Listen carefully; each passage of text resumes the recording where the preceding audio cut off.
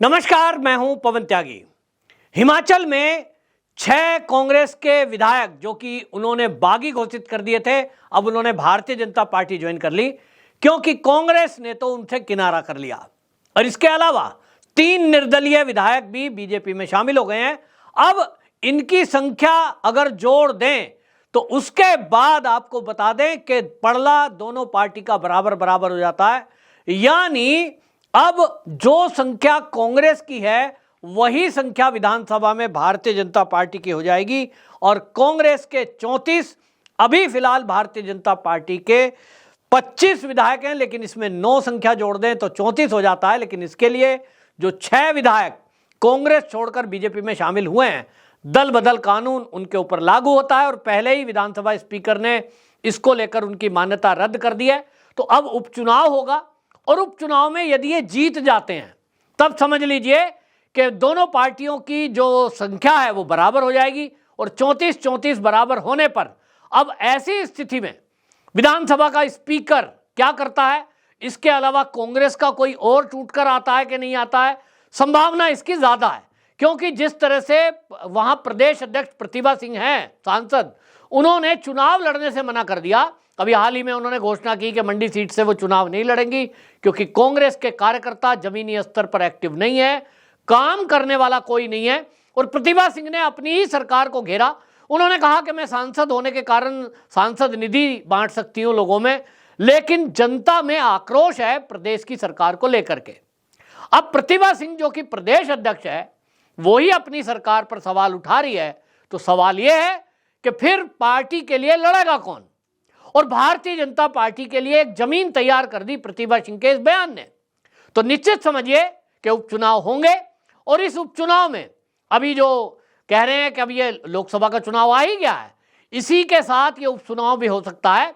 और अगर ऐसा होता है और ये 6 विधायक जीत जाते हैं भाजपा के, यानी अब तो भाजपा में आ गए, तो निश्चित समझिए कांग्रेस की सरकार ये गई। अगर केवल एक विधायक इसमें बीजेपी की तरफ आ जाता है, सरकार बन जाएगी।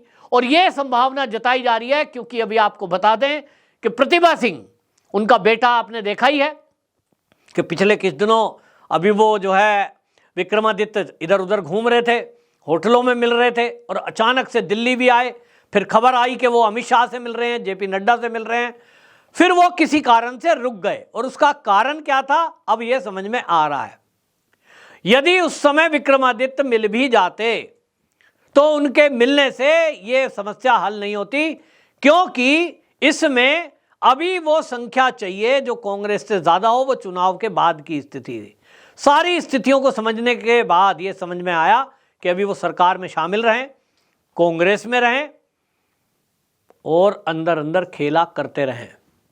और आपको बता दूं कि भले ही वो गुटबाजी ये सब करा जा रहा है, लेकिन उनके साथ अब वो टूट के आने को लोग तैयार हैं। कांग्रेस की हालत पूरे देश में ऐसी हो गई है, सबको समझ में आ गया कि यहाँ एक गांधी परिवार है, उसी की चलती है। राहुल गांधी को आगे किया जा रहा है। सुखबीर सुक्खू पर आरोप लग रहे हैं कि साहब वो तानाशाह हो गए हैं, पार्टी के वर्करों की बात नहीं सुनते हैं। और जब पार्टी के वर्कर ही हतोत्साहित हो, अपनी ही सरकार पर भ्रष्टाचार के आरोप लगा रहे हो, काम ना करने के आरोप लगा रहे हो, तो समझ लीजिए कि भारतीय जनता पार्टी को तो कुछ करना ही नहीं है। भारतीय जनता पार्टी वो कुछ कहने के बजाय केवल कहेगी देखो भाई ये कांग्रेस के कार्यकर्ता हैं, ये क्या बोल रहे हैं। और आपको ये भी बता दूं कि वहां प्रतिभा सिंह का जो इफेक्ट है, उसी के नाम पर ये चुनाव जीत कर आए कांग्रेस वाले। और जब वो अब नाराज है तो नाराजगी प्रकट भी है सीधी सीधी, सबको दिखाई दे रहा है कि भाई सीएम बनना किसको था और तुमने बना किसी को दिया। क्योंकि प्रतिभा सिंह वो महिला हैं जो कम से कम गांधी परिवार की चाटुकारिता तो उस तरह से नहीं करती हैं। वीरभद्र सिंह के समय में कुछ होता होगा, वो एक शाही आदमी थे, चापलूसी चाटुकारिता उन्होंने भी नहीं करी। आज की डेट में राहुल गांधी अगर ये चाह रहे हैं कि अपने सीनियर मोस्ट लोगों से वो पैर छुआएं, सब उनको नमस्ते करें, उनके कुत्ते के बिस्किट खाएं, तो हर एक कोई इतना गिरा हुआ नहीं हो सकता। जिस तरह से हेमंत बिस्व शर्मा ने कांग्रेस छोड़ दी, ज्योतिरादित्य सिंधिया ने छोड़ दी, जतिन प्रसाद ने छोड़ दी, ये वो लोग हैं जो छोड़ छोड़ कर गए और इसलिए गए क्योंकि स्वाभिमान जिंदा रखना है। राहुल गांधी के कुत्ते के बिस्किट कौन खाएगा? वही खा सकता है जिसका जमीर अंदर से जिंदा नहीं है। आत्मसम्मान नाम की एक चीज है। और इसलिए प्रतिभा सिंह को ही दिखाई दिया कि एक तरफ वो अपनी समस्याएं बता रही हैं, लेकिन सुनने के बजाय आप जो है कुछ सुनते नहीं हो, दिल्ली में बैठकर कुछ तय कर देते हो, अब ये चलेगा नहीं। और इसलिए ये सरकार गई और बस अब आप देखते रहिए, थोड़े दिन बचे हैं, इस थोड़े दिन में अब ये चुनाव होना है और इस चुनाव में अब ये बात भी उठेगी कि जो आपने वादे जनता से किए थे, जब से सुक्खू की सरकार बनी है उसके बाद से हिमाचल के अंदर विकास तो है नहीं। फ्री बिजली हम देंगे, वो बिजली भी फ्री मिली नहीं रही, लोगों को बिजली ही नहीं मिल रही। पर्यटन बढ़ना था, उसके बजाय हुआ क्या है, नशाखोरी की आदतें लोगों में ज्यादा बढ़ी है क्योंकि पुलिस निरंकुश हो गई है। स्थानीय लोग ये कह रहे हैं कि उनके काम नहीं हो रहे हैं। और क्यों होंगे कि जब आप करोड़ों रुपया ओल्ड पेंशन स्कीम में आप वोट लेने के लिए केवल खर्च कर दोगे तो अपने बजट का एक मोटा हिस्सा तो आपने वहां खर्च कर दिया, फिर उसके लिए बजट कहां से लाओगे, इसका कोई हिसाब नहीं है। तो भाई आपने बिना सोचे समझे कुछ भी फैसला कर दिया और अब आप अपनी शर्त पूरी नहीं कर पा रहे हैं, तो भाई केंद्र तो बजट आपको फालतू फिजूल खर्च के लिए देगा नहीं कि फ्री की रेवड़ियां बांट दो। बोला आपने था, पहले सोचना था। अब ये सब चीजें हुई तो सुक्खू पर सवाल उठ रहे हैं और कांग्रेस के अंदर से ही अब ये उठ रहा है। आज कांग्रेस की हालत तो पूरे देश में लगभग ये हो गई है कि जिन कैंडिडेटों को टिकट दिया जा रहा है वो प्रतिभा सिंह की तरह चुनाव मैदान में उतरने को तैयार नहीं है। कोई बड़ा लीडर, इस बार आप देखें सोनिया गांधी ने तो साइडलाइन कर ही ली, राज्यसभा पहुंच गई क्योंकि उनके पास तो बहुत सारी सुरक्षित सीटें हैं इस तरह से, लेकिन बाकी सबके लिए तो ये सुविधा नहीं है ना। राहुल गांधी भी आप देख लेना, ऐसी सीट से चुनाव मैदान में उतरेंगे जहां उनको लगता है कि वो कांग्रेस का गढ़ है। प्रियंका गांधी वाड्रा भी उत्तर प्रदेश से कहा जा रहा है, लेकिन मैं आपको पहले से बता रहा हूं गारंटी से वो भी नहीं लड़ेगी, क्योंकि इतनी बुद्धि तो उसमें भी है ना कि भाई तो मेरा पिछली बार निकल लिया वायनाड, क्योंकि वहां मुस्लिम बहुल सीट है, और मेरी मम्मी जी निकल गई हैं राज्यसभा, मुझे छोड़ दिया है मैदान में, वो भी योगी बाबा के आगे। तो मूर्ख है क्या कि वो उत्तर प्रदेश से रिस्क लेगी? ना, वो भी नहीं लेगी। और यहां आपको बता दें हिमाचल में तो हालत यह है कि अब वहां कंगना रनौत की बात सुन रहे हैं, तो अगर वहां ऐसे तेज तर्रार लीडर सामने रहेंगे तो ये तो बोल भी नहीं पाएंगे।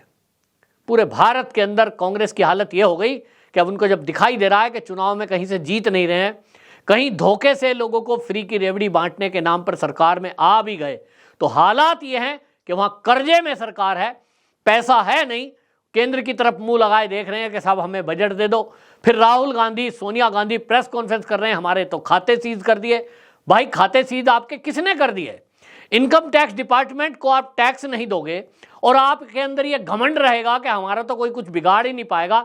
आम आदमी इनकम टैक्स के एक नोटिस से डर जाए, लेकिन आपको 2016, 17, 18, 19 सोचो कितना पुराना केस है और आपने टैक्स नहीं दिया।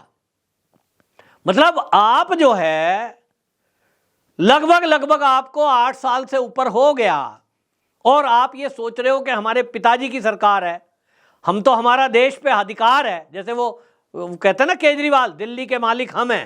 ये गांधी परिवार को लगता है कि देश के मालिक तो हम हैं, ये मोदी कहां से आ गया, इसको तो उखाड़ फेंकेंगे, 2-4 दंगा फसाद कराएंगे, 2-4 झूठे एलिगेशन लगाएंगे, कुछ फर्जी खबर चलवाएंगे। तो 14 में गलती से आ गया, इनको उम्मीद नहीं थी। फिर ये सोच रहे थे 19 में हटा देंगे, 19 में नहीं हटा, अब इनको लग रहा है 24 में तो हटा ही देंगे, क्योंकि अब जगह जगह राहुल गांधी घूमकर ओबीसी ओबीसी ओबीसी की बात कर रहा है। एक इन्होंने टीम भी निकाली हुई है, ईवीएम हैक हो गई, ईवीएम हैक हो गई, इस तरह की बातें ये बता रही हैं कि इन्होंने पहले ही हार मान ली है। बहरहाल हिमाचल में अब आप देखते जाइए, पहली बात तो यहां लोकसभा के चुनाव में इनको प्रत्याशी नहीं मिल रहे हैं। प्रतिभा सिंह ने जो बोला है वो एक जमीनी हकीकत है। भारतीय जनता पार्टी सभी सीटें जीतने जा रही है और इसके साथ ही ये 6 के 6 विधायक, निर्दलीय पे तो कोई लागू होता नहीं है, लेकिन 6 विधायकों को चुनाव लड़ना है और ये 6 के 6 विधायक भारतीय जनता पार्टी के चुनाव चिन्ह पर ये जीत कर आएंगे। उसके अलावा फिर कांग्रेस के, अभी ये खबर आ रही है कि लगभग 6 विधायक और वो टूट कर आ सकते हैं। उसके बाद की बात देखी जाएगी। फिर तो ये जो है दल बदल कानून लागू उन पर भी होगा कि नहीं होगा, अब ये तो बाद की बात है, लेकिन कुल मिला के सरकार तो गिर ही जाएगी। ये लोकसभा चुनाव के बाद होगा, आप देखते रहिए। वंदे मातरम।